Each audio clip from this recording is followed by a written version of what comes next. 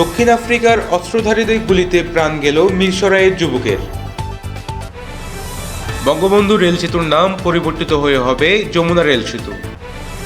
গাজীপুরে কারখানায় আগুনে নিহত এক। বাংলাদেশকে এডিবি ও বিশ্বব্যাংকে $1.1 বিলিয়ন বাজেট সহায়তা। শেখ হাসিনার বিরুদ্ধে ইন্টারপোলের রেড নোটিশ জারি।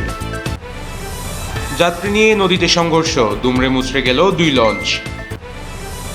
সাবেক মন্ত্রী আনিসুল হকের 3 ব্যাংকে 21 কোটি টাকার সন্ধান। ঢাকা মাওয়া এক্সপ্রেসওয়েতে 10 যানবাহনের সংঘর্ষ, বহু হতাহতের শঙ্কা। নরসিংদীতে ছাত্রদল কর্মীকে গুলি করে হত্যা। বিভাগের দাবিতে আবারও উত্তাল নোয়াখালী।